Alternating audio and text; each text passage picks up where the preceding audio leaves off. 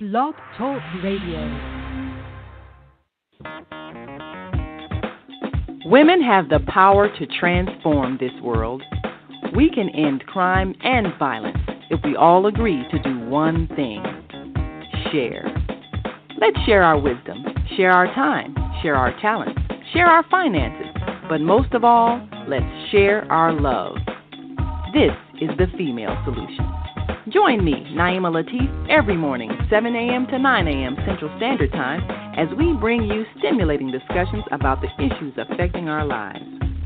If you're listening online at www.blogtalkradio.com/the-female-solution, press the blue button that says follow and get our daily topics every morning directly to your email and your smartphone.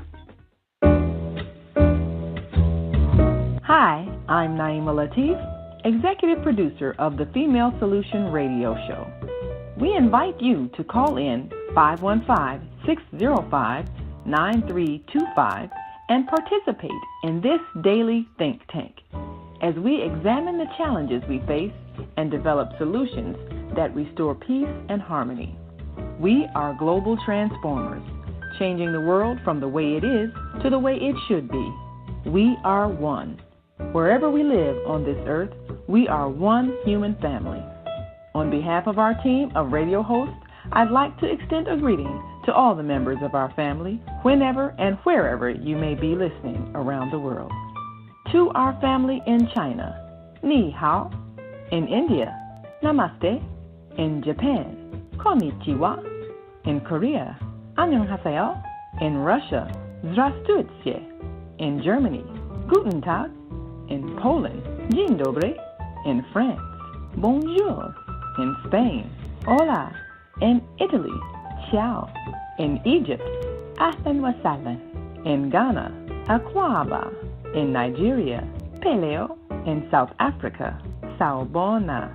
In Senegal, nangadef. In Kenya, jambo. In Israel, shalom. In Pakistan, Afghanistan, Palestine, and Saudi Arabia, Assalamu alaikum. Greetings, and may peace be upon you all. Join us live on the on-air radio network called 727-731-5192. We want to talk to you.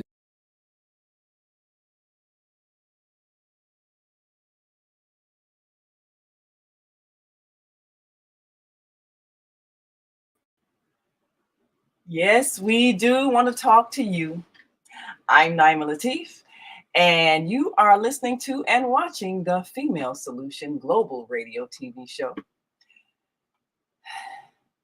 Well, we like to always give you the good news, but sometimes there are challenges because things happen, and we have to acknowledge that everything is not as it should be.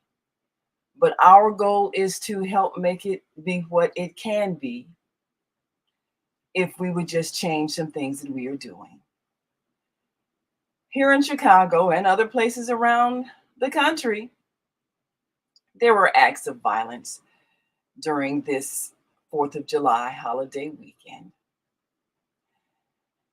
And too often in our urban areas, the sound of firecrackers presents an opportunity for someone to choose to shoot someone. It's a horrific thing, but there's an anger in our young men that we have to address and we have to resolve. And they have reasons why they're angry.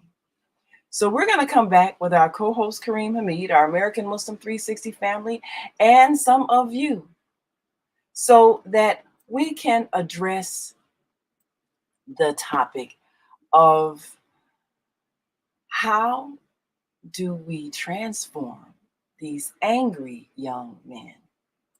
We'll be right back after this quick break, and we want you to stick and stay. Don't stray away. We'll be right back after this brief message. So stay with us.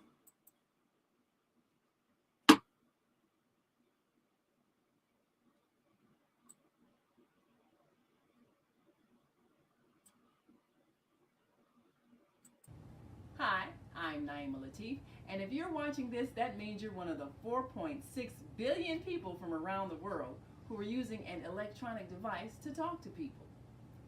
In these times, people are using the internet to talk to everybody. Friends, neighbors, family members, co-workers. People are on their cell phones and computers all day long. Now, if you're in business, that is great news. That means you can sell your products and services all day long and never have to leave your home. All you need is a media connection, somebody to connect you to an audience. And that's why I'm talking to you today. We produce programs, and our audience members are people who shop. They buy clothes, food, beauty supplies, cleaning supplies, home repair, transportation services, child care services. Whatever you're selling, they need to buy it. We're your media connection. Just follow this link, and tomorrow you can sit back and relax at home while your business is making you money.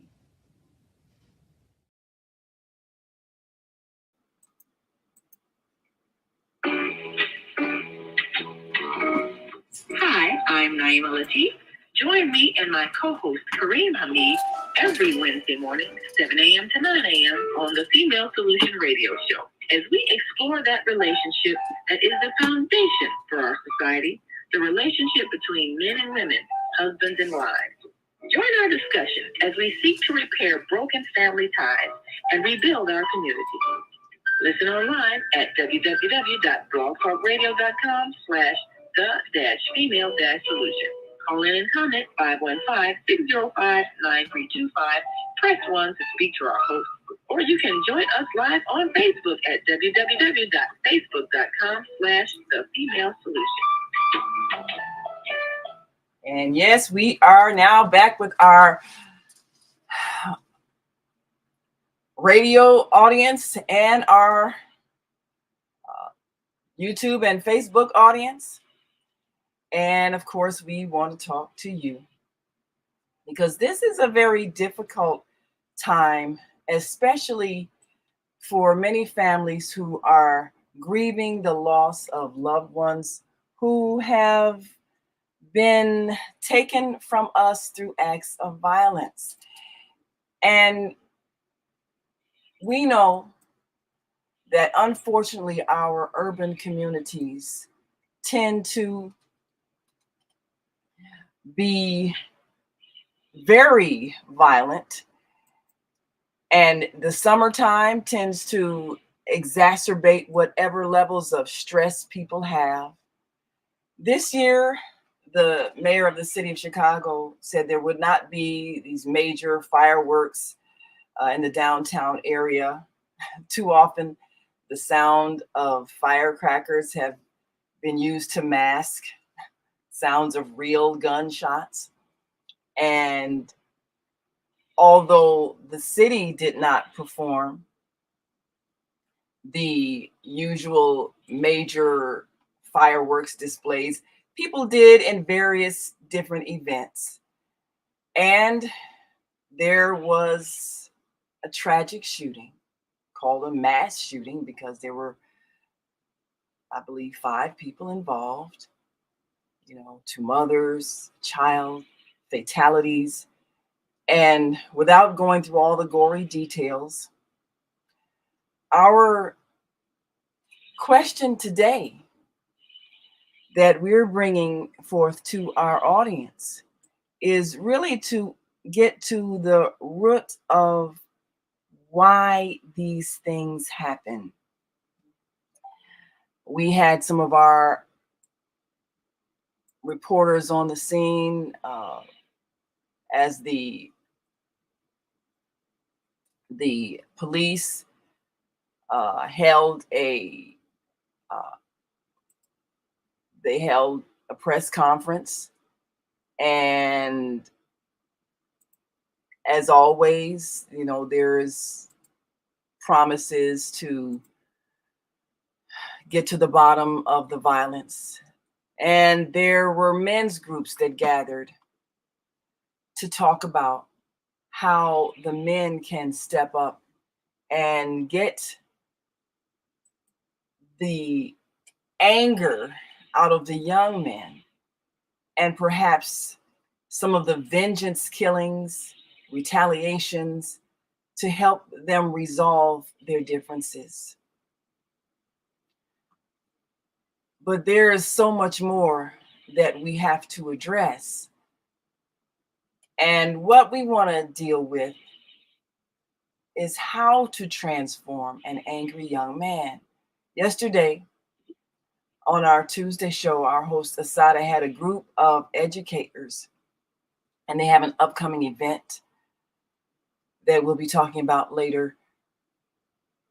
But the reality is that the way the adults treat the children, the way we emotionally destroy them in all of our institutions, and studies have shown that Black boys get the worst treatment as young children.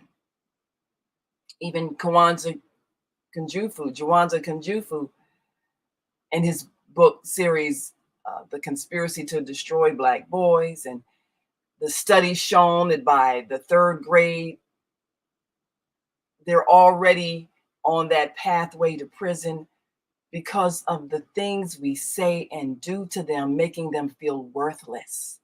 We're doing that. And we have to look at what is inside of us that is making us take out so much hostility on children so that they grow into angry young men.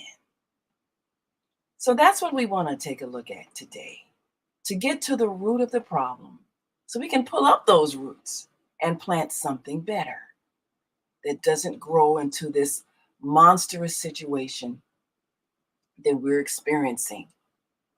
And too often during this time of so-called celebration, the sounds of gunshots, which is what firecrackers are actually mimicking, is heard through the streets and taking lives. So what is the underlying reason for the anger, and what are we doing that perpetuates it and causes it to manifest? So that's what we want to talk about today. And we've got some callers on the line already. Of course, press 1 when you have a thought you'd like to share, especially if you've raised a son and you have had to help that son navigate through a hostile experience, whether it's in school, on the streets, in the neighborhood, in the home. We need to change what we're doing to our boys so that they don't grow into angry young men. And we need to take responsibility for that and not point the fingers of blame at anyone, because we create the environment that we live in.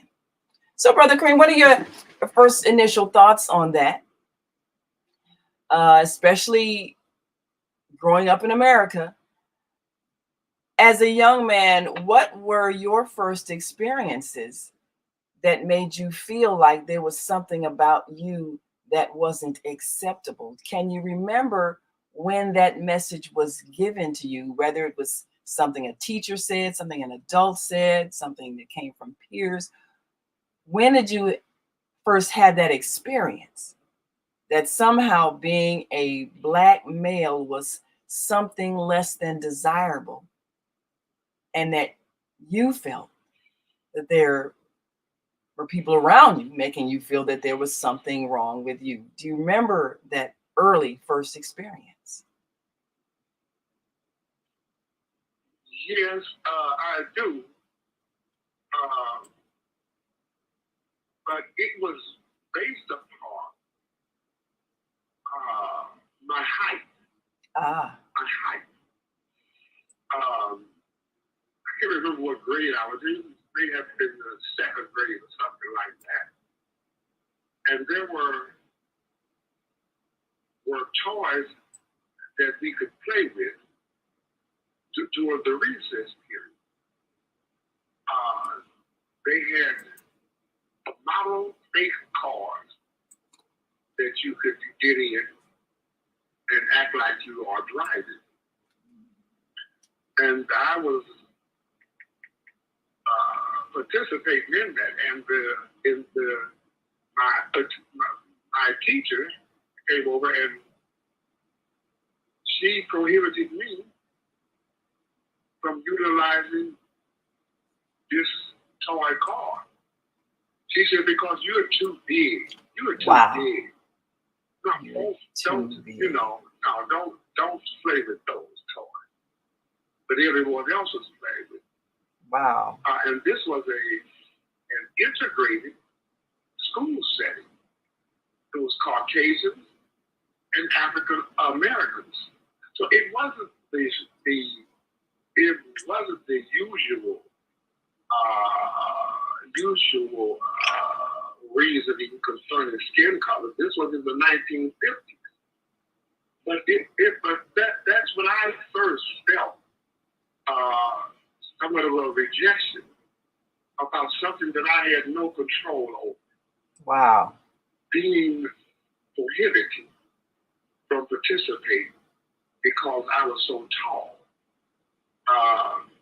That's my recollection of non-acceptance. It wasn't skin color. That came later. That came later.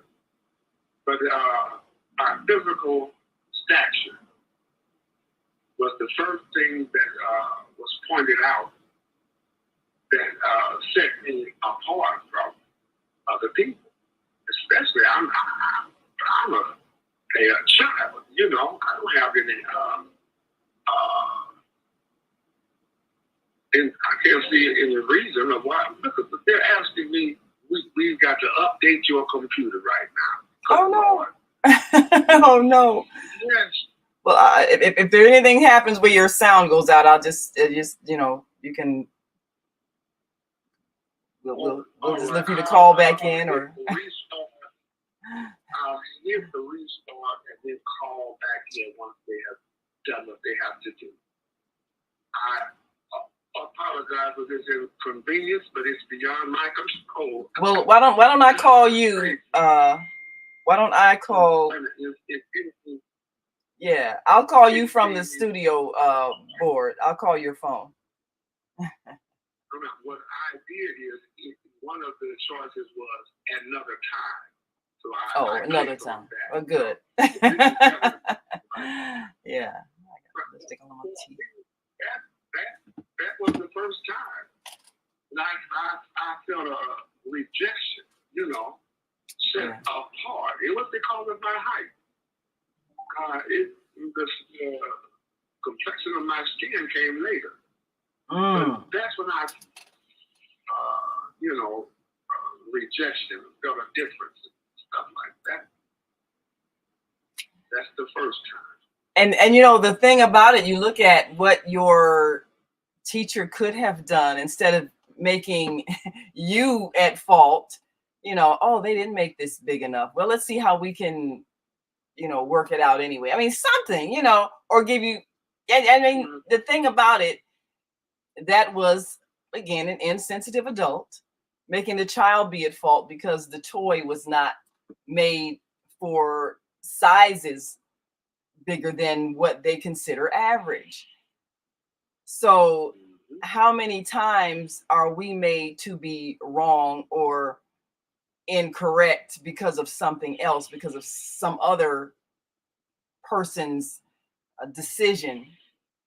Even when it comes to desks. Now, you mentioned that with the size. I remember a few times, because I was kind of tall as well, but even the some of the boys in our class that were, and I'm thinking of like, second, third grade, and they might have been a little larger, and you're made to feel like it's something wrong with you because you don't quite fit in at your desk, and you get teased and things like that, like you're this oversized giant. instead of them maybe going to find a larger desk to fit you. So I remember incidences like that where sometimes teachers just didn't have the sensitivity to know how to make the student feel like, well, the thing that we're using isn't made right, but there's nothing wrong with you. It's just this thing. So let's fix it. They just didn't think, and they would say things. And especially if you were in any kind of way different, whether it was tall or even weight wise. And of course, we know anyone that was heavy was mercilessly teased. And I never saw teachers step in and stop that kind of teasing. They just didn't. And they should have, but they just allowed meanness to happen. So when I see situations where somebody explodes, some child certainly, suddenly starts fighting. And I remember as a teacher, there was one particular child that was picked on a lot. And he broke out and, he started hitting back. And I think he threw a chair at some students and they wanted to suspend him. And I did a whole investigation over what actually happened before that. And then it was discovered that something really awful was said to him. But most of the time, when our children respond to something hurtful with anger, they get blamed and labeled as a problem. And does anybody ever ask them what happened? Why are you angry? What did someone say to you? Most of the time, whatever happens, they're supposed to just suck it up. And if they can't, then they're labeled as the problem. So over time, how many hurt feelings do we end up having to swallow or being expected to swallow? And people are very insensitive to the feelings of boys, especially if you're told you can't cry. So if someone hurts your feelings and you can't cry because you'll be teased for having hurt feelings and showing it, where do we think that emotion goes to? It doesn't disappear. It gets stored in the cells of your body. All of that anger, hurt, frustration, it's still there. So tell us about the color thing. At what point did someone make you feel that there was something about your darkness that was unacceptable? Do you remember what age you were when you experienced that? Well, it was around the same period or a little bit afterward. We had nuns were the instructors. And one nun I found out later as I grew up that she was from Germany. She was from Germany, real tall nun. And she seemed to be very mean, always frowned up. Joy. And I don't know for what infraction I committed, but she slapped me in my face. Oh no! That's horrible. She slapped me in my face.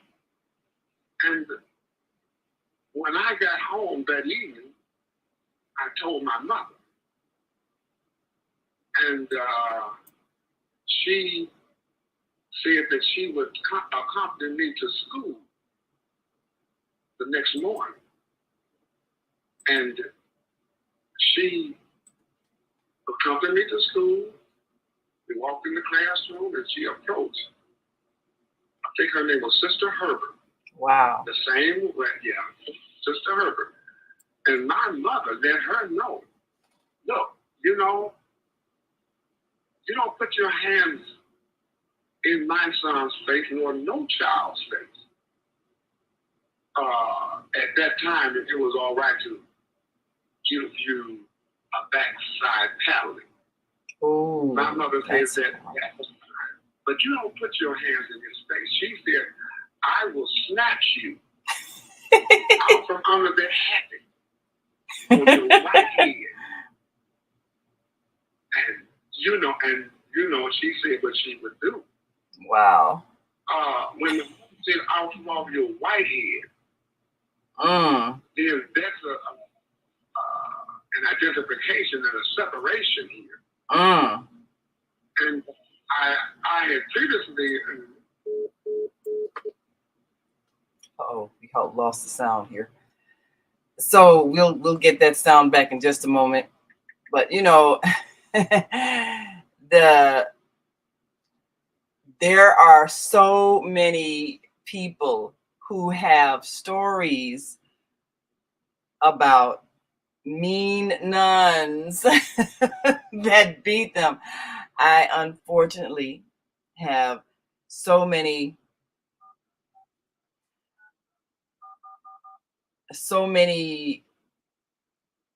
friends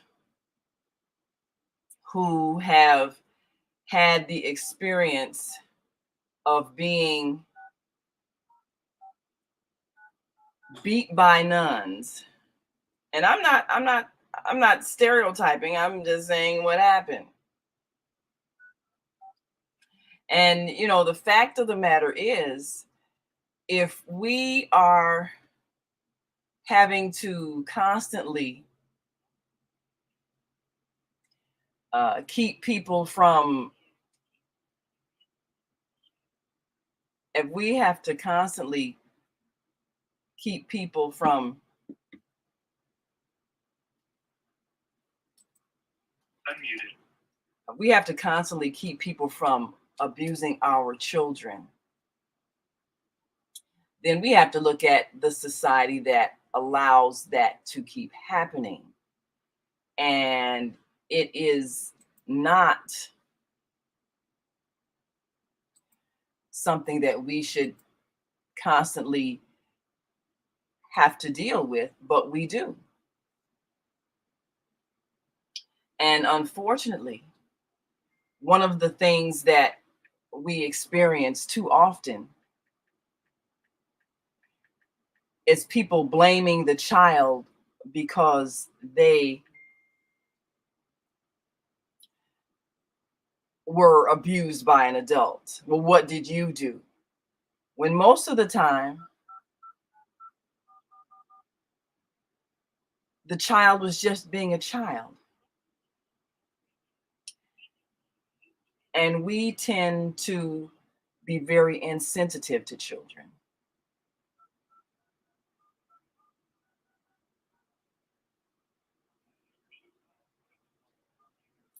So the sad thing about what we do to our children is that we keep doing it, even though it's clear that it's harmful. So how do we as adults learn to respond appropriately to children when they're just being children? Too many of our belief systems teach that you're born bad and we got to beat the devil out of you and all of that kind of insanity. So how do we stop harmful belief systems that plant the seed in our minds, so that when a child is acting like a child, we're thinking that our responsibility is to respond with harshness, with cruelty, with anger, with violence? How many times have I heard adults say, the problem with that boy, he needs his butt beat? And we don't question that insanity. We give them violence instead of understanding. And then we're shocked when they respond with violence when they're frustrated. So we're going to take a quick break and come right back. And we want to hear from you. Give us a call. 515-605-9325 or 515-605-9891. And we'll be right back after this quick break. So stick and stay. Don't stray away. We'll be back in just a moment. So please stay with us.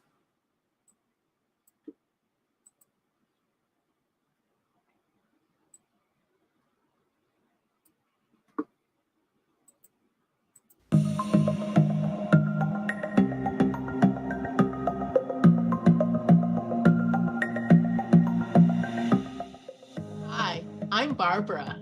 I'm Cheryl. And I'm Naima. We're three Black moms. And in case you didn't notice the resemblance, we're also three sisters. We're going to be coming to you every week, sharing our successes and our mistakes as we navigate our lives as moms, wives, sisters, daughters, and of course, Black women in today's world. We'll talk about it all: race, politics, religion, economics, culture, and we'll take a look at everything from whether or not to use corporal punishment to how do you teach your children about sex. Look for our upcoming book, Growing Up Charles. It's a personal story about our lives growing up in Maple Park on Chicago's South Side. I'm Barbara. I'm Cheryl.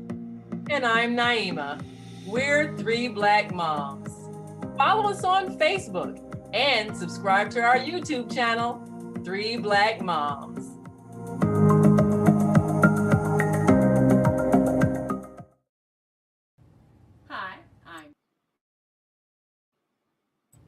Hi, I'm Naima Latif, and if you're watching this, that means you're one of the 4.6 billion people from around the world who are using an electronic device to talk to people. In these times, people are using the internet to talk to everybody. Friends, neighbors, family members, co-workers. People are on their cell phones and computers all day long. Now, if you're in business, that is great news. That means you can sell your products and services all day long and never have to leave your home. All you need is a media connection, somebody to connect you to an audience. And that's why I'm talking to you today. We produce programs, and our audience members are people who shop.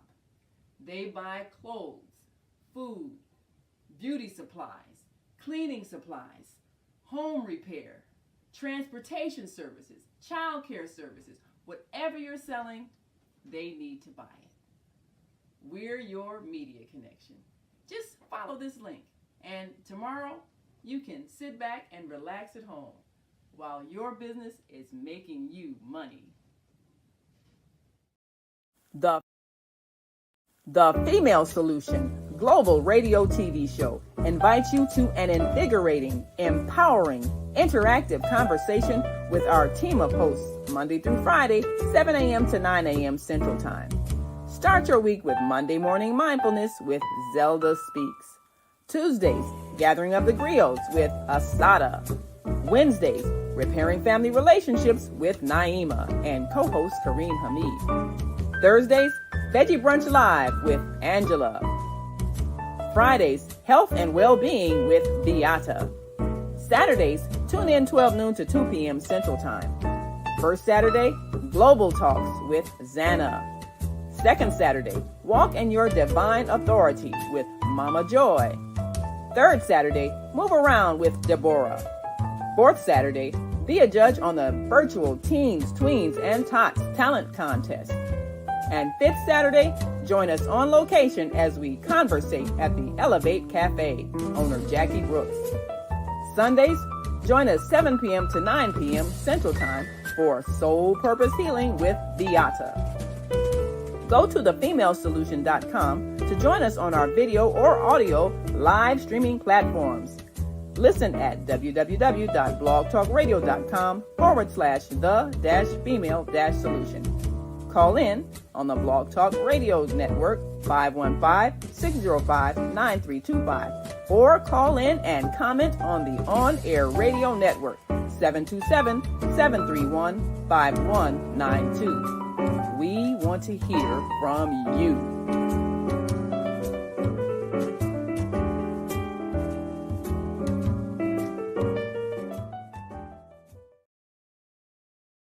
You're invited to talk trust at Earl's Garden Maze Kitchen on 6914 South Perry Avenue in Chicago from 4 p.m. to 5:30 p.m. on Sunday, July 21st, 2024. It's time to rebuild understanding between students and teachers. Please call 630-426-9810 for more information or visit urbaneducoach.com.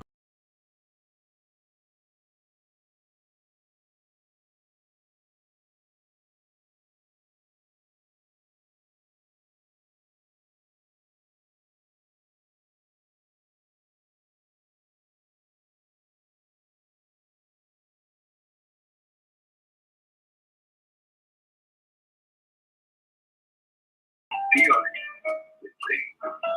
Another way of dealing with things, conflict resolution is very, very important. Conflict resolution. How do we resolve conflict? Definitely not through physical altercation.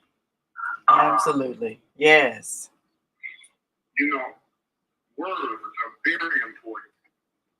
And how we diplomatically or intelligently or whatever, discuss whatever the problem is. And is it really that serious? And then, not only that, most young adults do not think beyond the act. Do not think beyond the act. They don't think of the consequences that can come behind that. And there's also peer pressure. Peer pressure. Someone have been it has been determined that someone disrespected you, or they called you out of your name, or whatever. It can be the smallest infraction, and those around us have been acculturated to the violent response. And they will encourage you. Oh, girl, you let her do such and such a thing to you? Well, see, if I was you, I would, or either, oh, man, you allowed him to do such and such a thing to you? You're seen as abnormal, or there's a flaw in you if you don't respond with maximum physical response. You're labeled a coward, to look down on. But if you have the ability to resolve whatever it is through, let's talk this out. Let's see, where is this going? Did you really intend such and such a thing? Here's the consequences of what may happen to you and me. So that is very important that we change the environment. This violence. I see we have a caller here. I'm going to open up the mic of 312-721. Please take the wait a minute. Let me share with the listening audience a public service announcement. Oh boy, I'm hearing the echo. Okay. Yes, what I Let me share this public service announcement with you. And 312-721, I'm going to open up your mic after this brief and very important, very important public service announcement. Don't touch that dial. We'll be back in a while. You're listening to American Muslim 360, and this is the broadcast of the Female Solution, and we are dealing with violent behavior.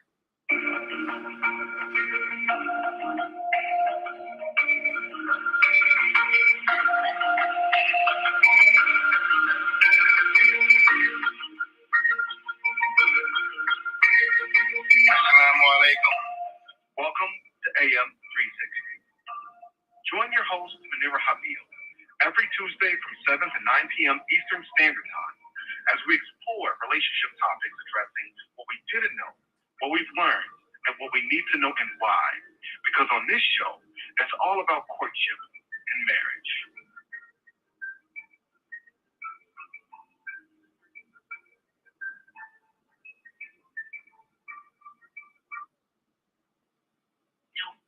Assalamu alaikum wa rahmatullahi wa barakatuh. This is Sister Kalita Afar Abdulaziz, Program Manager for American Muslim 360. CWSC is inspired by the visionary leadership of the late Imam W.D. Muhammad and his proposition that our communities need a studious group of persons or an intelligentsia, studying our history and circumstances and envisioning a brighter future for succeeding generations to live better in America. In 1999, an important step was taken to fulfill the shared vision of structuring an intelligentsia with a national think tank capable of serving first our communities and then eventually national and global interests. We welcome you to American Muslim 360 listenership. Thank you. Assalamu alaikum wa rahmatullahi wa barakatuh.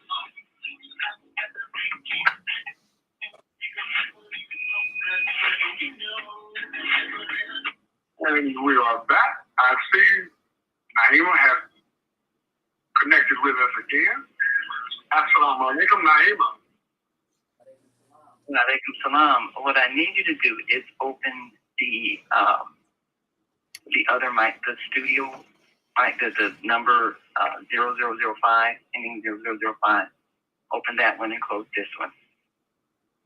Oh, 005. Yeah. I don't see it on the studio board. I see the 11111111.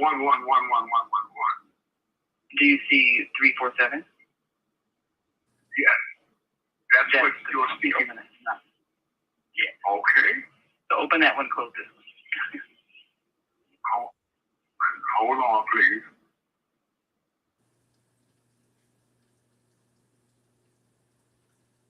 Okay. 312721 is open. That mic is open. No, that's the one you want to close. You want to open the 347 number. Okay. Hold on. Let me. I see it. I've got it. Thank you, brother. I'm going to close with the other mic.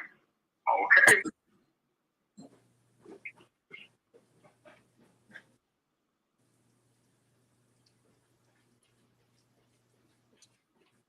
Okay. All right. You can hear me now. You can hear me now? Yeah. Wonderful. Wonderful. Yes. Yeah, one of the things that we want to make sure we do is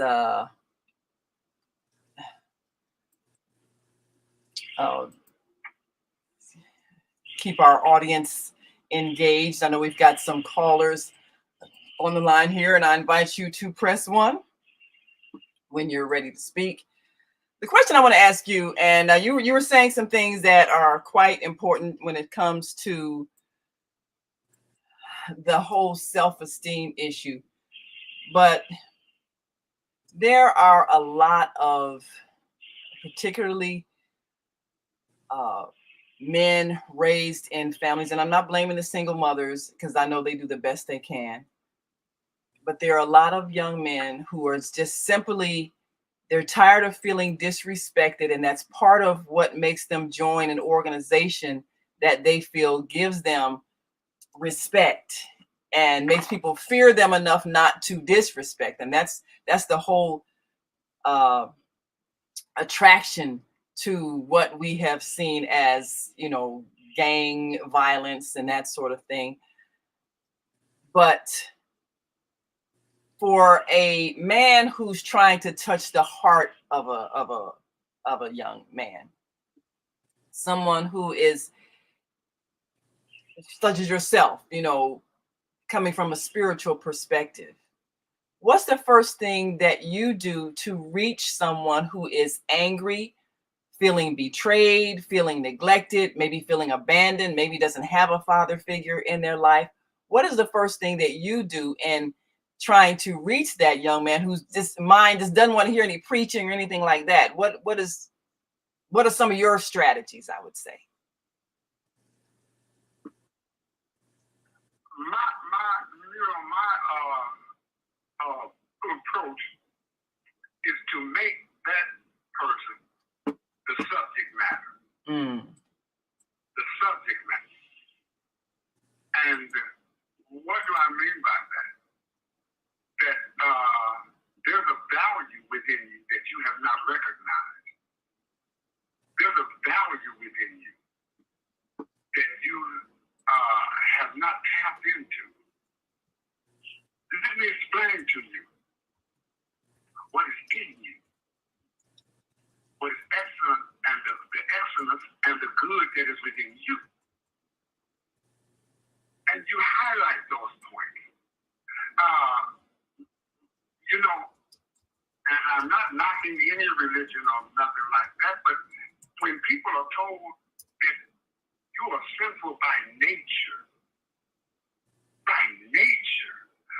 nature means natural, that you have a natural propensity to do wrong, that you were created like that, and nothing else is expected of you other than sin and wrong. Well, to tell a person that, that can morph into their behavior. But when you tell the human being, tell him that you are excellent, man, you are wasting the best part of yourself. You're wasting the best part of yourself. You are not an end. I won't say the word. You're not an end. You're not a dog. You are a human being with great value and great worth. And it is inside of you. There's a better way. There's another life that has been withheld from you. Let me tell you what is within you. You have excellence in your very nature, in your very soul. You are not incomplete. You are complete, but you have not been in touch with the greater part of yourself. You know, tell them, introduce them to the better part of that this is who you really are. This is who you truly are. You're not a thug life. Come on, who would tell you to live a thug life that leads to, from the school to the prison system? You're greater than that. You're bigger than that. You can be more than that.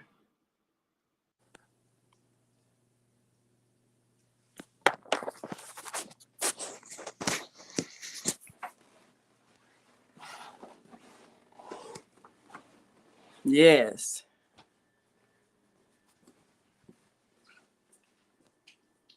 For real. You're not a thug for real. You're not a murderer for real. You are an honorable, excellent human being.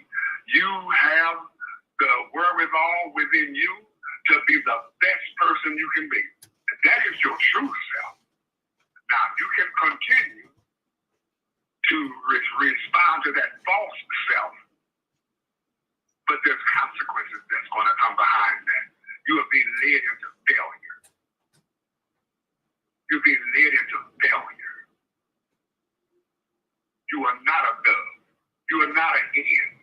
You're not a dog. You're honorable. And you deserve respect. You deserve respect when you begin to respect your true self, that excellence that the Creator has placed within you. The good moral behavior, that is you. An educated, bright mind. You're not a dummy. You have a bright mind.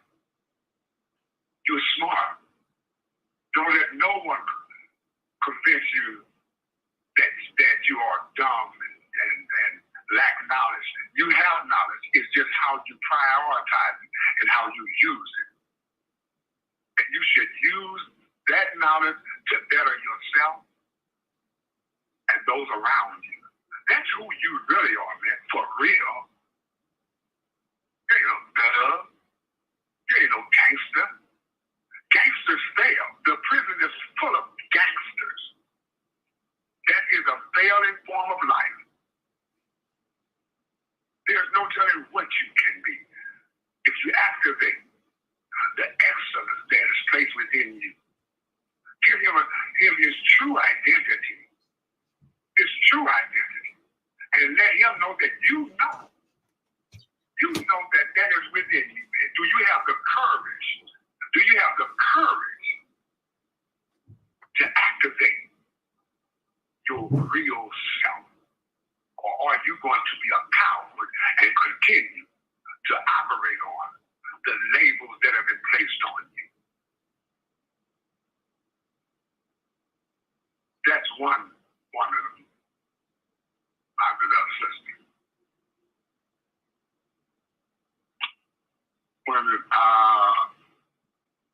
Okay. Your mic is still open. And if there's any of you on the AM 360 board that would like to share, press one on your phone. I will open up your mic. Okay. Let me see now. Okay. Naima, I'm not hearing you. If you're speaking, I can't hear you. Okay. I'll open up the mic with 773-449. Yeah, go right ahead to your caller. Okay, area code 7. Wa alaikum assalam. And who am I speaking to? Sister Amira Muhammad Shahid. Unfortunately, I wasn't able to get on earlier, but I got on when you were making your comments earlier before you connected with Sister Latifah, and she gave you that question.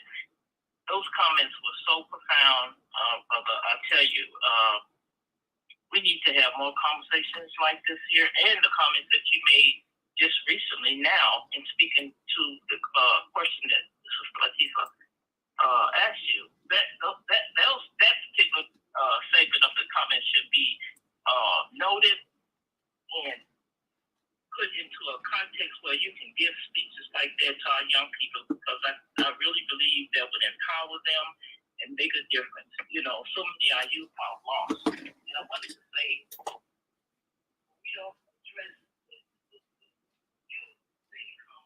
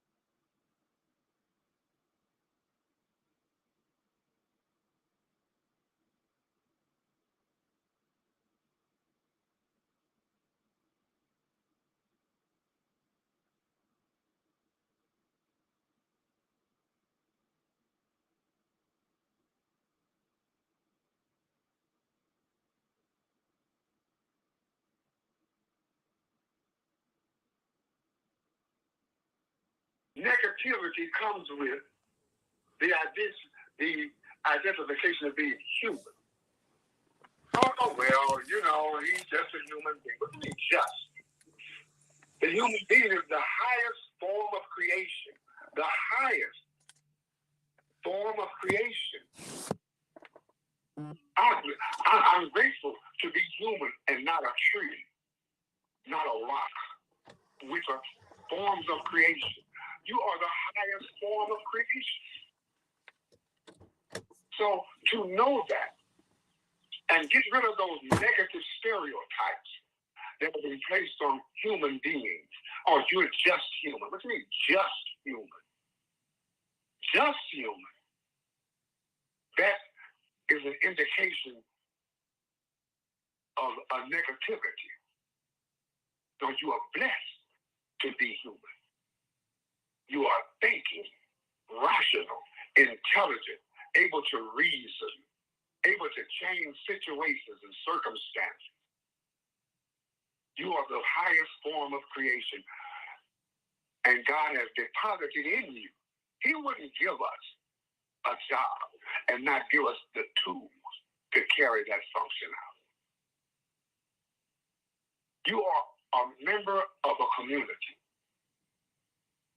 And your concern should be bettering the environment in which you live and those you love live. It's in you. The excellence is within you. You are not a born thief. Don't let this environment shape you. Stay in touch with your true self. Stay in touch with who you really are. You are to be applauded and celebrated because you are human. So the value systems that have been operating in this society have given man a negative opinion of himself. So I'll stop right there, my sister. Thank you, Amira, Sister Amira. All praise is due to Almighty God. Yes, sir. Thank you, brother. Thank you, brother. May Allah continue to bless you. Thank you. Praise you to Allah. Okay, I'm closing your mic, and you can press 1. It'll take you out of the queue. And if you wish to share, press 1. I'll bring you back into the queue. Yes. Naima, do you have anyone on your board? Not as of yet. We're going to take another break, and we'll be right back after this quick break. So we invite you all to stick and stay. Don't stray away. We'll be right back after this quick break. So stay with us.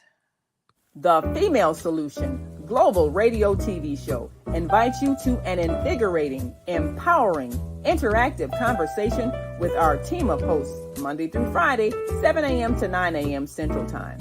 Start your week with Monday Morning Mindfulness with Zelda Speaks.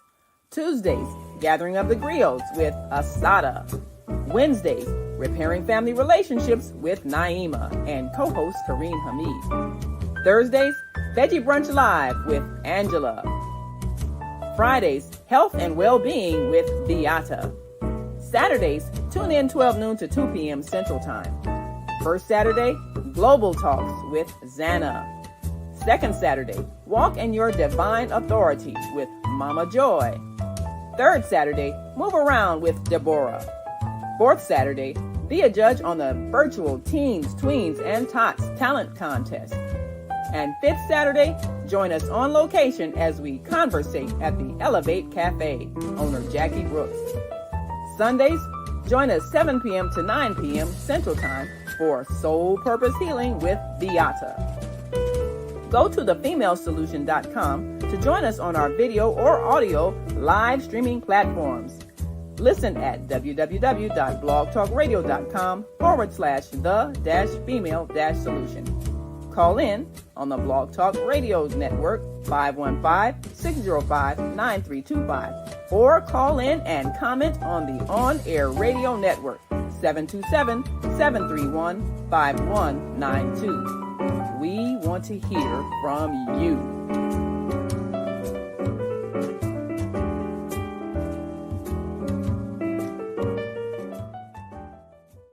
You're invited to talk trust at Earl's Garden Maze Kitchen on 6914 South Perry Avenue in Chicago from 4 p.m. to 5:30 p.m. on Sunday, July 21st, 2024. It's time to rebuild understanding between students and teachers. Please call 630-426-9810 for more information or visit urbaneducoach.com.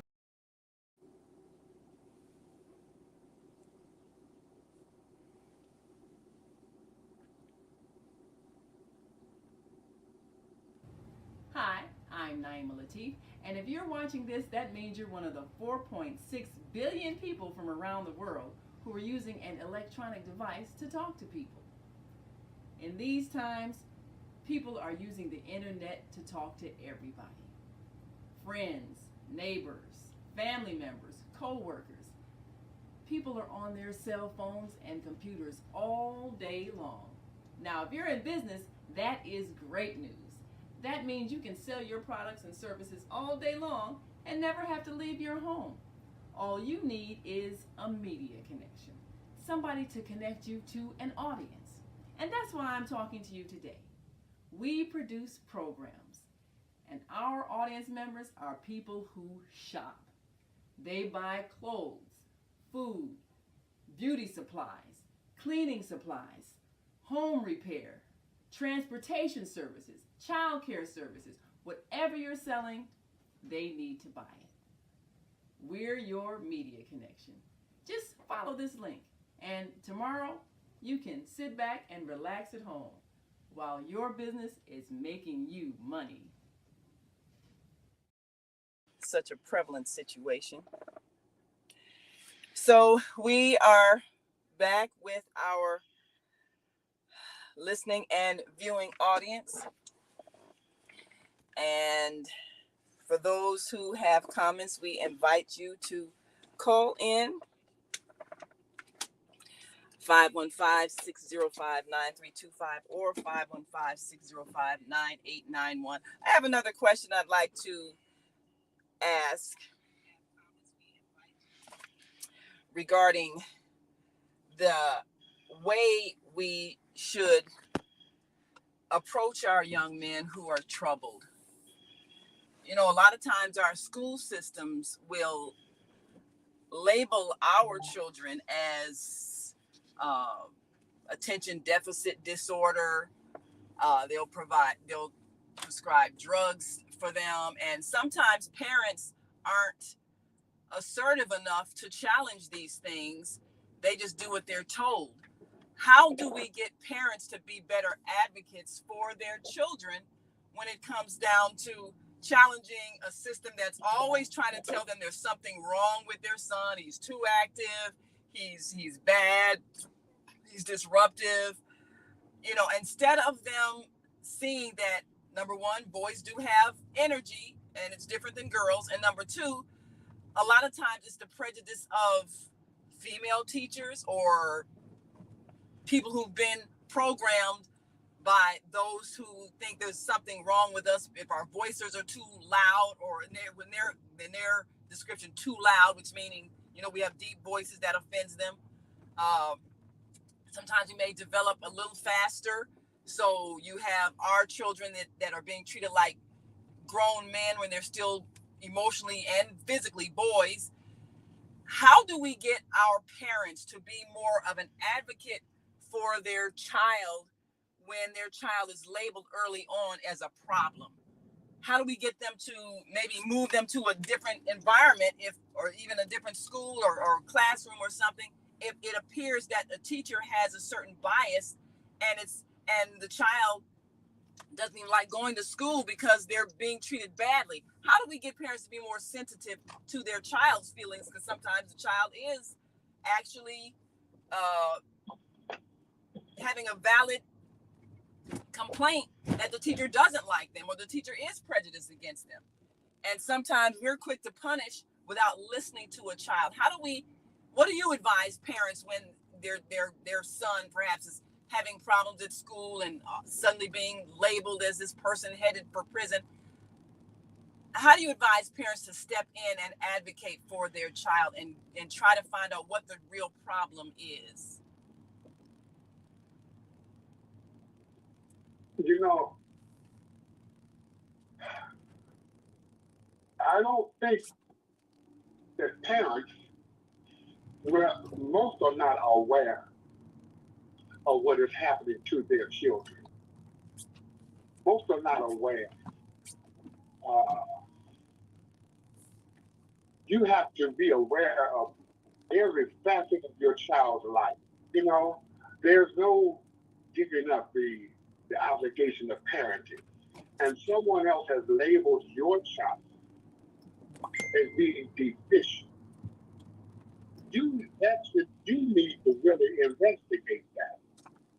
You need to truly challenge that. That my child's deficient.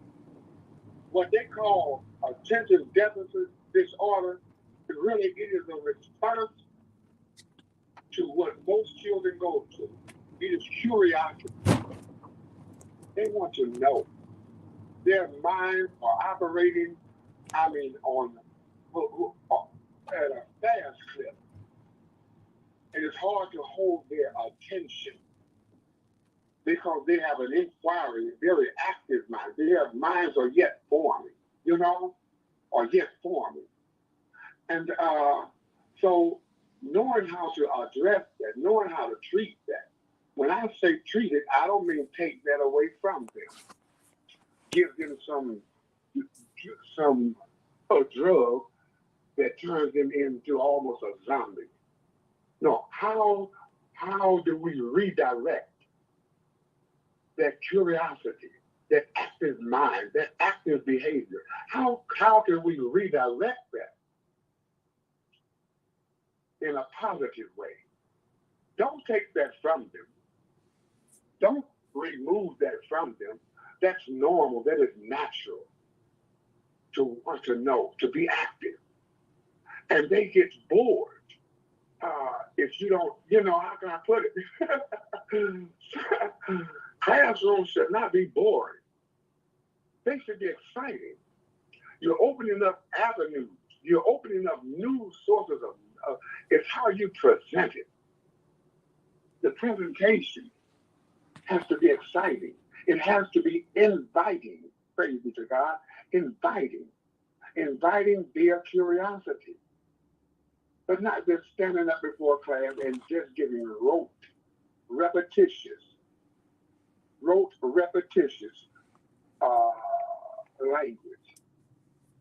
language. There's more to the educational process than just repeating facts. You have to inspire children. One that is very active, get him involved, including him or her in that subject matter. Let them know that you notice they have a very bright, active mind. What's your opinion on this subject matter?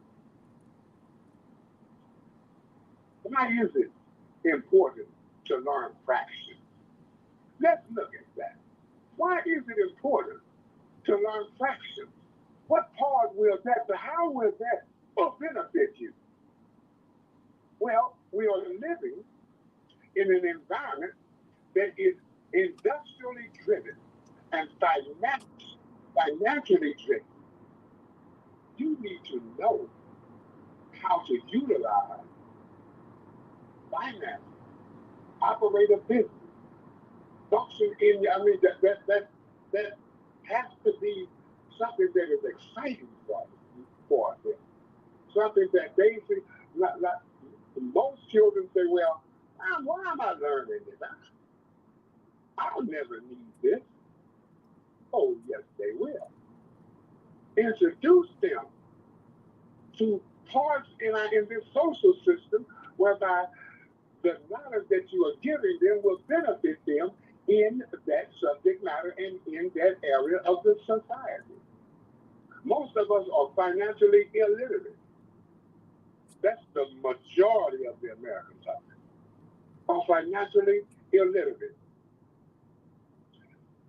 take someone like Warren Buffett, share with them his life. Share with him how he was able to financially strategize and make wise investments. That can be you. That can be you. But it begins with just simple math. Just simple math.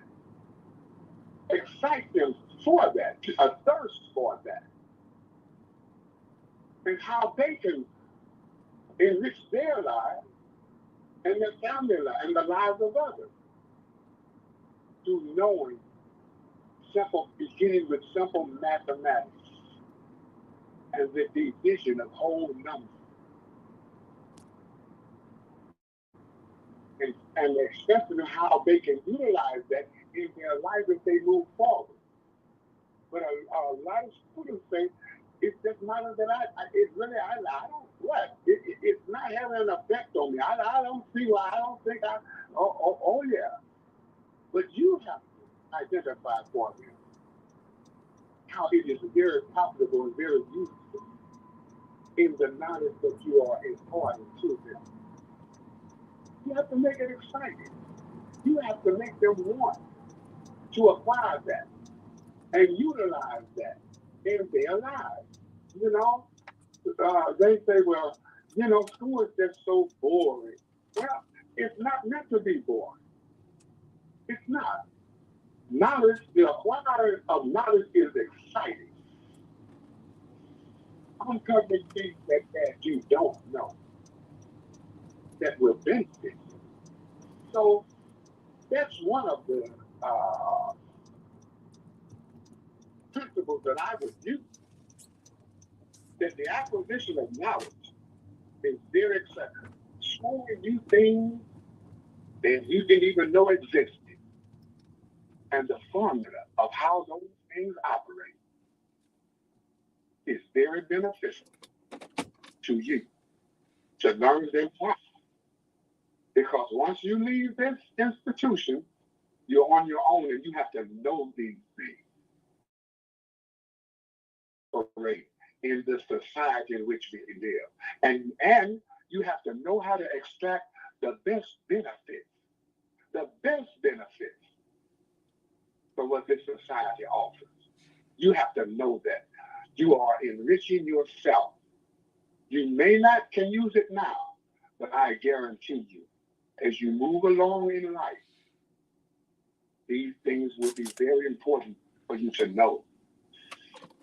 I agree. You know, and I think that's one of the major reasons why young people are bored with school, because if they were allowed to get knowledge that actually is relevant to their interests, and if they were steered toward the idea of whatever your interests, your gifts, your talents, your skills are, we're going to give you knowledge that makes that possible to achieve. That would be more powerful than them being forced to learn irrelevant things and then denigrated if they're not. And so that's one of the things that could change. And then if they were exposed to things that they're interested in. I mean, if the only thing they get exposed to is basketball, then that's what they're gonna say, oh, that's what I want to be. But if they were exposed to like the Warren Buffetts, people like that, people that are making things, the Elon Musks and people who are creating things, if they felt empowered, that would make a big difference. So do you think that we could? Johnson. Absolutely. He's a fantastic businessman. He's taken his opportunity to make a lot of money in sports and transferred it to so many different businesses. And I know he's doing all he can to influence, but do you think that we could start doing that as opposed to constantly trying to use fear tactics? Oh, you're going to prison. If you don't stop this, you're going to jail. If we could expose them to powerful men who have taken their skills and talents and abilities and become successful, influential businessmen? Do you think that could make a difference? And then connect that, like you said, to what you're learning in terms of math, science, and things like that, and gave them a vision of what we believe they could be, instead of telling them, oh, you'll probably end up in prison, you'll probably go to jail, you're just a thug. Do you think we could change our approach? Yes, I think it would, man. You know, I can remember people being invited in the classroom. They were outstanding people to interact with the students, to give their life there, and encourage the students to take a path that will lead to success, other than the path that leads to failure. We have some callers here in the studio there, and I want to open up their mic if that's all right with you. Yes, please open the mics. Okay. 727-741. Please state your name and where you're calling from. Assalamu alaikum. This is Martha Nyla Abdullah calling from St. Petersburg, Florida. Praise be to Almighty God to everyone this morning. So you began seeking refuge with Almighty God. Perhaps that's not a totality in the mind of parents, or it's the mind of ones without parents, without children. But an advocacy, a person as an advocate, or a group as an advocate, as an advocacy group. And I say that because remembering the hearing words make people, and even within the household, just, conversations be surrounded, as you were mentioning, Kareem, identifying children as just with different slandering words that will cause them to think that they're inadequate, that they will never amount to anything, or whatever the words may be that's denigrating, as Naima said. So as a neighborhood association, I know has been very instrumental here in St. Petersburg, individuals grouping themselves together, and the education and knowledge, as you said, parents, they just don't know.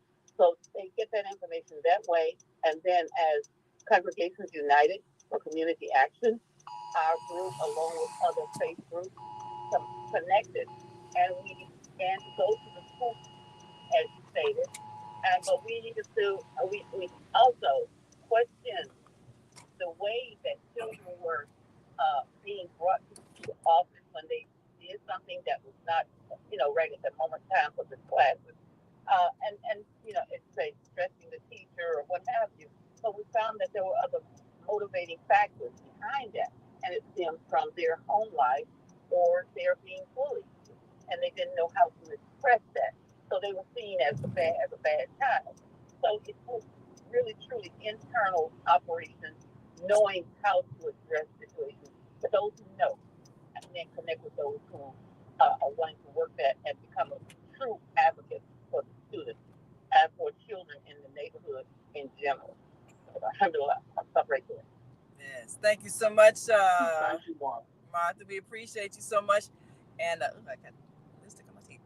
And for those who are watching us on our Facebook and YouTube channel, you see me in the car. I'm not driving, so don't worry.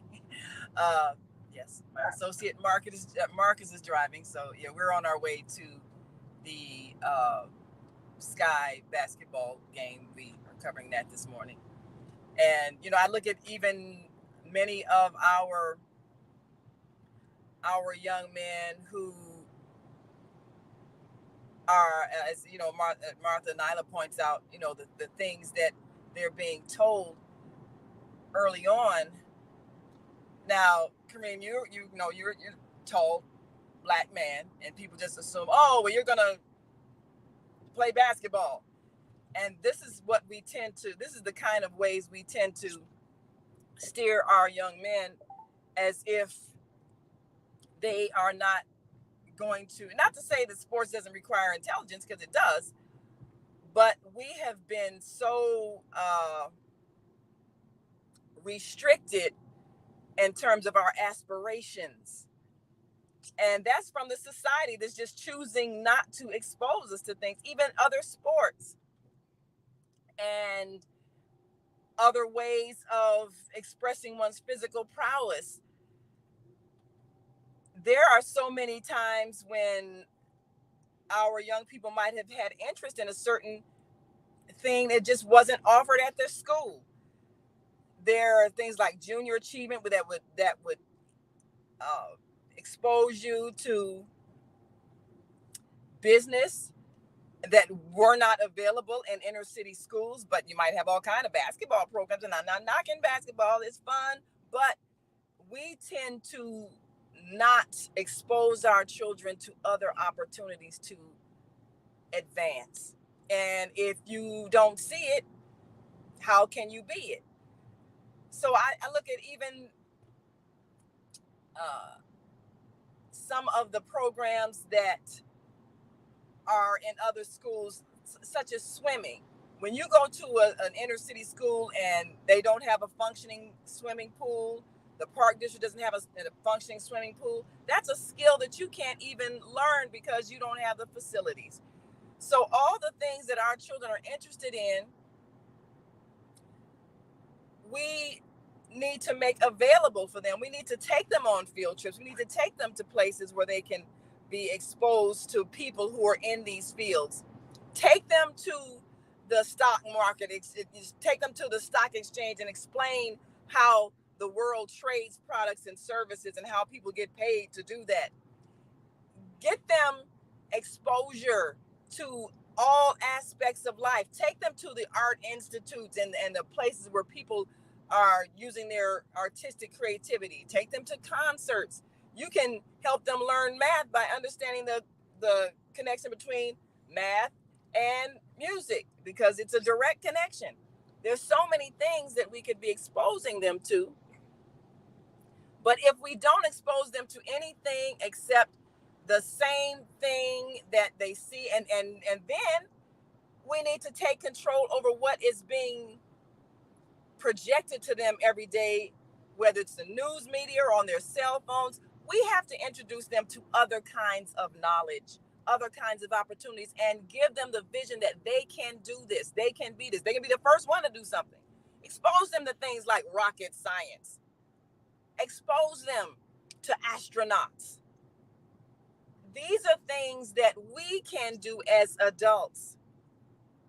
And we cannot wait for the schools to give our children inspiration. If they could have done it, they would have done it. You have people who don't have any vision for themselves. How are they going to inspire a child? Like you were saying, Kareem, about students saying school is boring. Yes, it's boring because there's no end result for what they're learning other than some dead end job that doesn't interest them. So why would they take the time to learn this useless information that's only going to give them a boring life that they hate, and it has no reflection on their interests? That's our fault if we fail to excite them. We're expecting people to do what they don't have the power to do, and that is inspire our children, because they're not inspired. So we've got some comments I want to share with you all. And of course, our Monday Morning Mindfulness host, Zelda, says, Grand Rising, beautiful bronze queen sister. Thank you so much. You're so kind.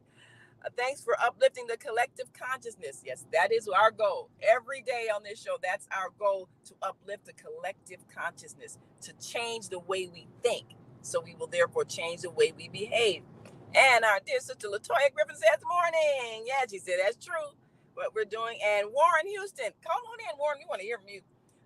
515-605-9325 or 515-605-9891. Warren Houston, who started the People's Law Study Group so that people could learn the law. You can always create something. That's what our responsibility is. So we want to hear your thoughts. So call on in. And even young people who may have decided to drop out of school, they often drop out not because they're less intelligent, but because they realize the time they're spending is, for them, time wasted. It's not getting them where they're interested in going, and people don't have any real trust that they're going to get anywhere other than jail. So they're not being given inspiration. They're not being given encouragement. They're not being given a message that they matter or that they can be leaders in the world. They're given a lot of boring things to do. Yes, you were saying. There's nothing there for them. There's nothing there for them. I can just say for me, when I was in school, I forced myself to get up and go. I had told my mother that they're not teaching me what I wanted to learn how to do movie writing. Wow. Screenwriting. And for those who are listening, that's the voice of Marcus Robinson, who's driving. They weren't teaching me, so Yes. I'm going way across the city to go to a school that lied about the programs they had and wasn't teaching me what I wanted to learn. They had computers that we weren't even using. Instead of teaching us how to work the computers, type on the computers, they should have been teaching us how to repair the computers and do all that. They don't Yes. have nothing to offer these kids that will get them off the street, that will trigger their minds. You can read a book, you can look in a book all day long, but if you don't teach the child how to write the book and publish a book or build something, I was the kind of kid who wanted hands-on training. And that's the best kind. And Zelda says, that cousin Marcus, yeah, that's your cousin Marcus, the photographer, on our way to cover the Chicago Sky basketball game this morning. So, and yeah, but that's a really significant point about, just think if you could, and then this was actually what Booker T. Washington did with Tuskegee. He taught the students by having them do the work. So they learned bricklaying, they built the school, they learned masonry, they learned all the skills of building and creating, because they did the work. They built those schools, they laid the bricks, they did the painting, they did the carpentry, they did the plumbing, they did those things, and that's how they learned. Tuskegee was a school that taught hands-on. We could do the same thing. Instead of having all these broken out windows in our school buildings, we could be teaching the young people how to repair a window, how to repair a hole in the ceiling, how to paint a wall. That could be part of what they learn, and then they'll have pride in their school because they helped to build it, they helped to repair it. School should be hands-on, not just with a book, but hands-on learning. That will motivate them to come and not want to drop out, and it should be something different every day. One of the things I learned working at the Park District, and I told them, I said, you all have these kids come for day camp and they do the same thing over and over again. That's why they frustrate. Try something different, change it up. Ogden Park did that, and they got more kids to come. Yes. Now, that's one of the things that we could actually begin to do. And I really believe that if more adults created programs that aren't happening in our schools and aren't happening in our park districts, we could actually change lives. So Marcus, before we take this commercial break, I got a question for you. You said that you were one of the students that did your work and that kind of thing. But sometimes the way teachers responded was not positive. What was your experience when they saw you weren't the cut up kind of student? You basically kept yourself. Some teachers labeled me antisocial, but I had my mother, who was a strong supporter of me. She knew her son, And when they would write up something that wasn't true, she went up there and she challenged them and said, first thing she asked the teacher, how's your class? And the teacher told her, well, some of the kids are in it. They from the streets, they rowdy. She says, let me tell you something about my son. My son sits back and he observes his environment. And if he's not interested in engaging with them, he won't engage with them. And if they're acting bad and disrespectful, he's not going to engage in them. He came here to learn, not to show how tough he is or streetwise he is, but he came here to learn. So teachers was playing that some of them had favoritism, and that explains some of this violence. Some of these teachers actually glorify this bad boy, bad girl attitude, and they have favoritism, and so they get a good kid like me. They label either something wrong with you, you're slow, and don't take a look at their own environment and ask themselves, wait a minute, is he's acting like this because they're acting crazy up in here, and he's wondering, what am I doing in this class? So I just pushed myself, couldn't get around those teachers all the time. My mother just told me, look, if you have a problem with them, come see me and I'll deal with them. But in the meantime, you go to school, you do the best you can. I kind of was teaching myself in those classes where the teacher overlooked me. And then I had a teacher who thought that I couldn't be this smart and literally told my mother in the meeting, his sister is doing his work. She said, oh, his sister came in through the window somehow and bypassed all of y'all, and y'all didn't see her and gave him the answers. That don't make sense. That is insane. And this was at Bond Grammar School, and even in high school, some of the teachers, you can't be this smart.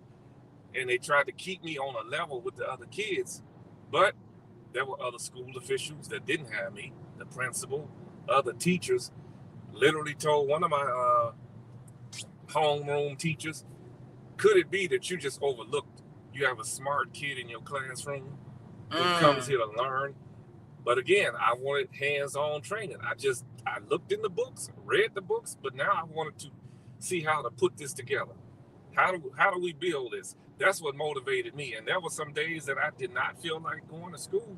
And there were some days that I played sick just to stay at home because I got tired of doing the same old routine every day. Again, I think the schools need to change their routine, just like I told them to change their routine at Ogden Park. Change your routine and you will motivate kids. There are kids that come up to me right now. I don't know if they come up to John, but there are young kids who are on the street. Hey, can you teach me photography? Yes. And then you put the camera in their hand and that toughness fades off of them, and that they become a child, and because they're holding magic in their hand. When they realize that they just shot that picture and that picture looked clear, and that's a photo that they took, and you tell them, look, you just took that photo. That might be an award-winning photo. Yes. It makes them feel good. That's what we need to do, give them inspiration. We got to take one last break. Brother Kareem, we'll be right. And we're going to come back and ask for some suggestions on ways that we can introduce and things we can introduce our young men to that would inspire them. And that is what we want to do. And Zelda Robinson says to Marcus, teach. The system wants to keep you in bondage so you can depend on them. That's right. We're going to share some more comments when we come back after this quick break. So we invite you all to stick and stay. Don't stray away. We'll be right back. So stay with us.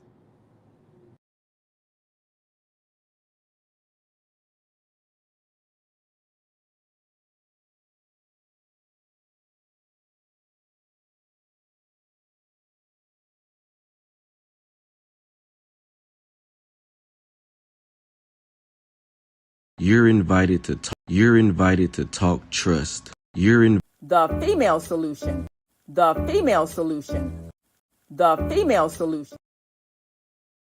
You're invited to talk trust at Earl's Garden, May's Kitchen on. You're invited to talk trust at Earl's Garden, May's Kitchen on 6914 South Perry Avenue in Chicago. from 4 p.m. to 5:30 p.m. on Sunday, July 21st, 2024. It's time to rebuild understanding between students and teachers. Please call 630-426.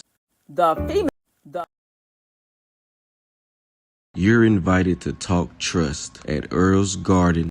The Female Solution Global Radio TV show invites you to an invigorating, empowering, interactive conversation with our team of hosts Monday through Friday, 7 a.m. to 9 a.m. Central Time. Start your week with Monday Morning Mindfulness with Zelda Speaks. Tuesdays, Gathering of the Griots with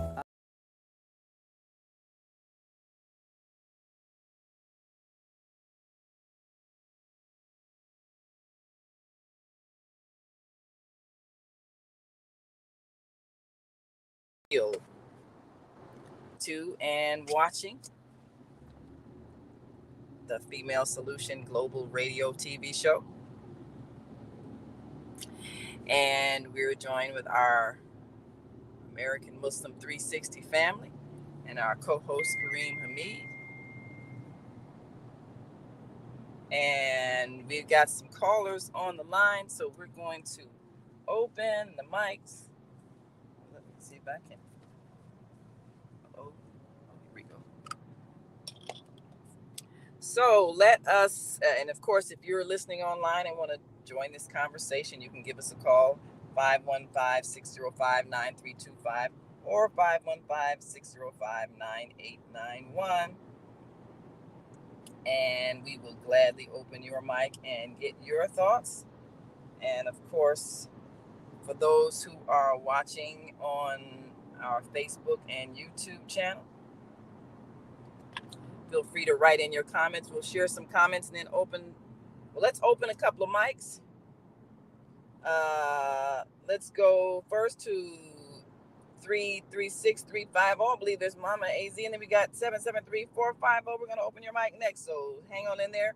Go ahead, Mama AZ. Grand Rising, Dr. Latif in the audience, and thank us for Kareem all you real shared. Oh God, it gives me tear much. Really shared some wisdom and inspiration, and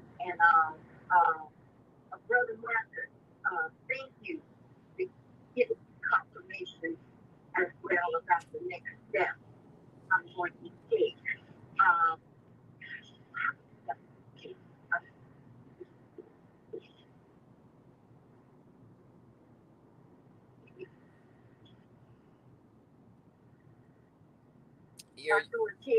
Your call is breaking up a little bit, but keep talking.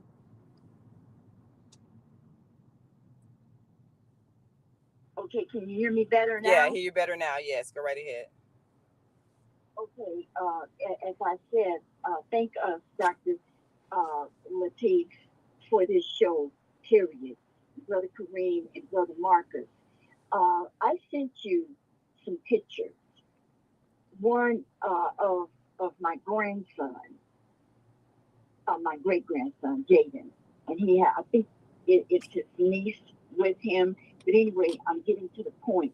The next picture that I sent you, Dr. Latif, is of this 13-year-old child. Him and my great-grandson are the same age. Mm-hmm. They were making a TikTok video of the street. And I couldn't believe what I was reading. And he's Robinson. I'm on a campaign. I don't want to get into that all on the phone, and it makes me nervous. This little child blew his brains out. Oh my! I'm not kidding you. Read the thing. Read it. And he's a Robinson, and I believe he's connected to some other Robinsons that are connected to me here in Sierra Vista, Arizona. Wow. So Huachuca, Buffalo Soldier Country, where I'm calling you from. I'd like to make a proposal. Ever since this happened, I've been thinking about doing a benefit on his behalf because my great grandson is 13 and this little Robinson baby was 13, and they need to have the yard clean for elder people and such. Where I'm going with this, I'd like for you and Dr. V to get this brother out of Alabama on your show together, because it's my house and a tiny house. What that brother is doing from the last that I spoke, and I will send you his number, his phone number out of Alabama. I'll research it and give it to you. He uh, gathers the youth and they do lawns. And after they do 50 lawns, they get a weed eater and a lawnmower. So they to created carry on their business. they created a landscaping business. Yes, with Yes. the youth. And this is what I tried to do this 40 years ago in North Carolina. And parents are a trip. I won't get into that. Okay, we should take control of our youth back. I've never seen anything like this. Even when I was teaching a sewing class, and my neighbor's son came and cussed me out and called me all kind of names. Oh, no. He was only 6 years old. Oh no! And he gave me a black eye. So Yes, what he gave happened? me a What black happened? eye. And that's it. I mean, for somebody to be that angry at 6, what happened to him in between the ages of birth and Father, Joe, his father, Dr. Lateef, Joe, pulled the gun on me. This was in Phoenix, Arizona, back in the day. Oh my! And said, if you ever lay a hand on my kid again, I will blow your effing head off. Yes, this is a true story, family. And I was the type of person in the neighborhood, if I saw your child doing something and it was incorrect, you best believe I was going to say something about it and take them to the parents and do something else about it. And that's all I can say. But now, people will blow your freaking head off with the quickness. And we got to do something. And thank you again. I'm not in a position to investigate why that little child was in the car with some other youth and up the street from me and got his brains blowed out. But what was so interesting, the corporal, the policeman, came to me a couple of months before this happened to talk about the homeless situation and how I may be able to help from my wheelchair to inspire the homeless people. And when I read it, he was the officer, Dr. Lateef, that was sent out to see what had happened. It's all on the internet. Wow. His last name is Robinson, and I sent you the picture. I will definitely do that. Well, thank you, Mama AZ. We appreciate you for sharing that information. Thank us. Yes. And, I want to say something about peace and blessings to you. And I want to say something for those elders that are trying to help young parents correct behavior. Part of the problem is that you have young parents who did not respect their parents, and they demonstrated that disrespect to their children by the way they talk to their own mothers and fathers. And so their children learned lack of respect for elders from the parents who raised them. And when we have elders in our midst and we talk to them badly, this is what we're teaching our children. So if at age 6, you got a child that's cussing out an elder, what must that child have seen early on that made them that kind of a character where they had no respect for an elder? Thank you so much, Mama AZ, for the work that you're doing to help correct the problem. And now we've got area code 773-450. Give us your name, where you're calling from, and your comments. Your mic is open, 773-450. Good morning to all. Yes. From Chicago. Yes, sir. Thank you for calling. I think sometimes there's some disconnect with Black people. You know, first of all, learning is a DIY thing. Back in the day when we was coming through school, they didn't have computers because you couldn't get the information unless you went to a library research room. They would let you take that research book out the library. So I would steal them A to Z one at a time and bring them back just to get the information. The brother said information is one of the most important things that you can have, and I think that's what people miss. When you have knowledge, knowledge is deep racism. In my own life, because I know about computers, Apple calls me, send me a computer, say, can you work with us, please? Because of what I know. I didn't go looking for no job from them. This is the point. Black people ain't nothing but trailblazers. I don't know where. These people must not look at their history. If we was in slavery going through all that, how did we do all that with a lash on our back? We are superior as a people, and our minds are that way. We were the creators of society. They done flipped us around and made us the dumbos. And we just keep following that. We're leaders. That is true. We started things. If you look in our history, we started all that stuff. Everything you see, we created it from fashion on down. So why are we following anybody? That's the problem. I totally agree. Leading by example. I think we just lack ambition. I agree. Ambition. When I see the car that looks nice, I don't carjack you. I go and find a way to earn the money so I can get it on my own. Today they just lazy. Oh, I just take it from you because I can. Come on now. What type of mentality is that? But let me show you one last piece. You feel the Juneteenth, it was successful. He came out, he was talking about he had women in class and he was trying to teach the young people. First thing he told them to put away your phones and all that. They got attitude talking about that's the way we take our notes. He said, nope. All you need is a pen and a piece of paper. He said every time you write on a pen and a piece of paper, you write it in your brain 2 or 3 times and reinforce. If you just type something out and say, you don't get nothing. Like they can't even come up with their own paragraph anymore. You don't dummy yourself down. You gotta rise to your occasion.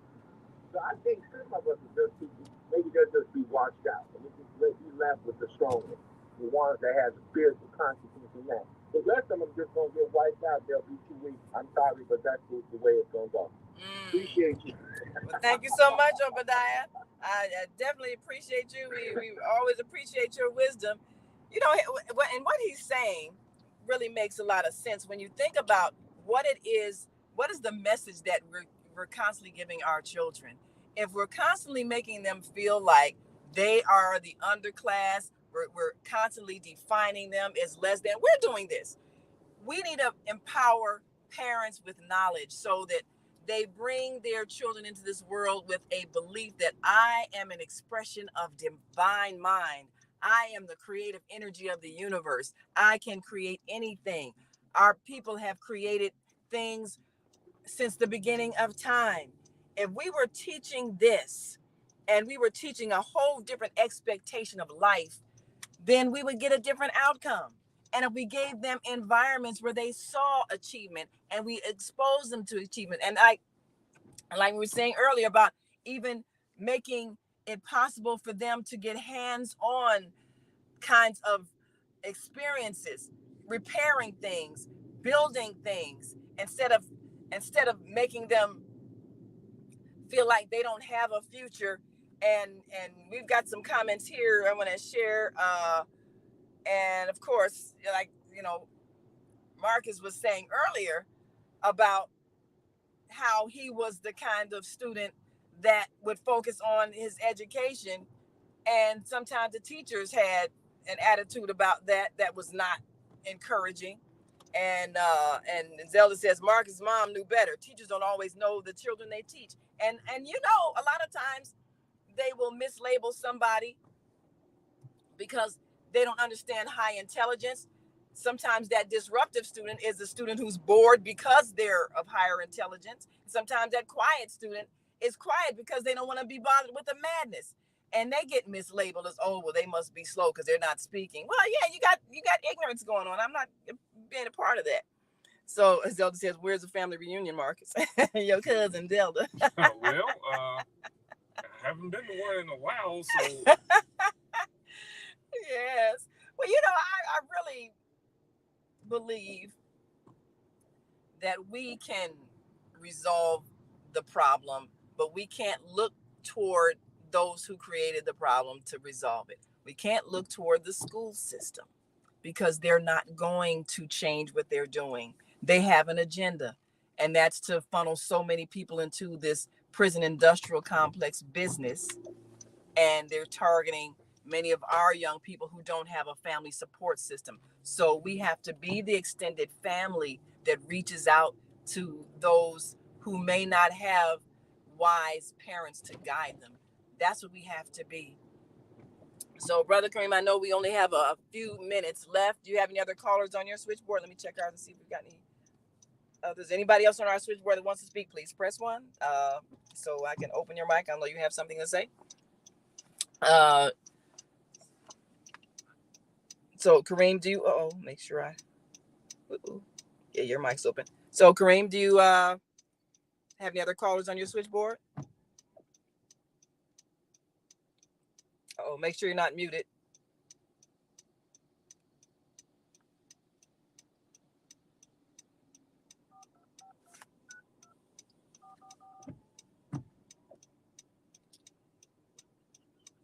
And for those who are watching us on our Facebook and YouTube channels, feel free to write in your comments. And one of the things that we want to remind you that we will be launching this fall, there's a parking lot thing right there.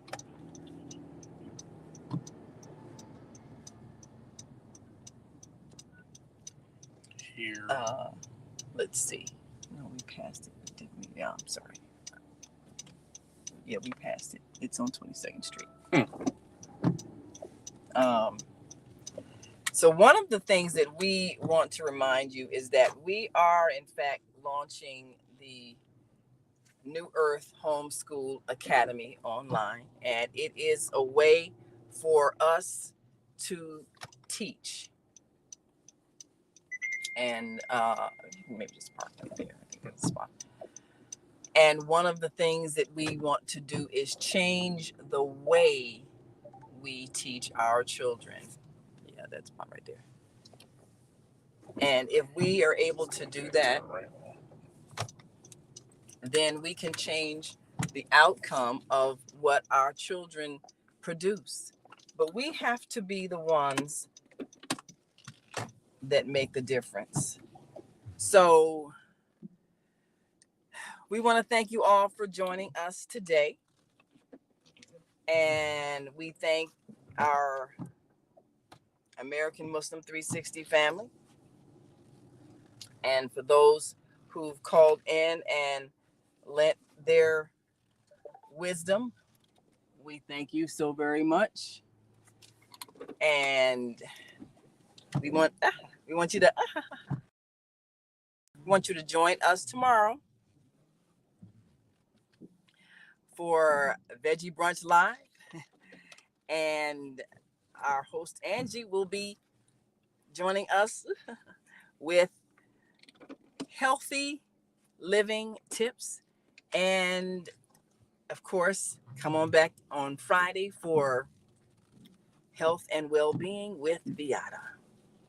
So until that time, we want you to continue to shine your light. The Female Solution Global Radio TV Show invites you to an invigorating, empowering, interactive conversation with our team of hosts Monday through Friday, 7 a.m. to 9 a.m. Central Time. Start your week with Monday Morning Mindfulness with Zelda Speaks. Tuesdays, Gathering of the Griots with Asada. Wednesdays, Repairing Family Relationships with Naima and co-host Kareem Hamid. Thursdays, Veggie Brunch Live with Angela. Fridays, Health and Well-Being with Beata. Saturdays, tune in 12 noon to 2 p.m. Central Time. First Saturday, Global Talks with Zana. Second Saturday, Walk in Your Divine Authority with Mama Joy. Third Saturday, Move Around with Deborah. Fourth Saturday, be a judge on the virtual Teens, Tweens, and Tots Talent Contest. And fifth Saturday, join us on location as we conversate at the Elevate Cafe, owner Jackie Brooks. Sundays, join us 7 p.m. to 9 p.m. Central Time for Soul Purpose Healing with Beata.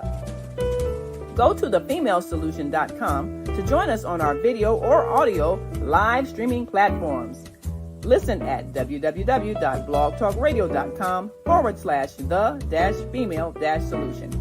Call in on the Blog Talk Radio Network 515-605-9325 or call in and comment on the On Air Radio Network 727-731-5192. We want to hear from you.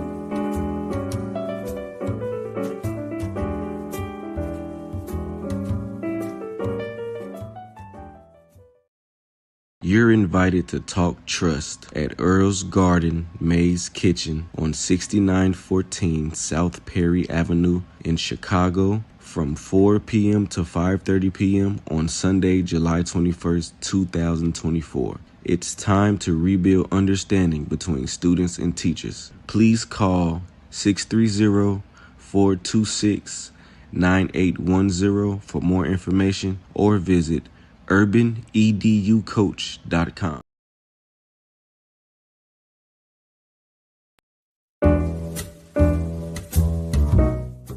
We've come to the end of our show today. If you missed any broadcasts, go to our website for the audio and video archives at www.thefemalesolution.com. On behalf of our team of radio hosts, I'd like to thank all of you who participated in today's discussions. And to our global family joining us from all around the world, we say thank you.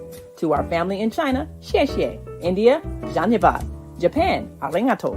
Korea, kamsamnida. Russia, spasiba. Germany, danke. Poland, dziękuję. France, merci. Spain, gracias. Italy, grazie. Egypt, shukran. Ghana, madasi. Nigeria, eshe. South Africa, ngiyabonga. Senegal, jareh. Kenya, asante. Israel, toda. Pakistan, shukriya. Afghanistan, tashakur. Saudi Arabia and Palestine, shukran. Assalamu alaikum wa rahmatullahi wa barakatuhu. Thank you, and may peace be upon you and the mercy of God and God's blessings.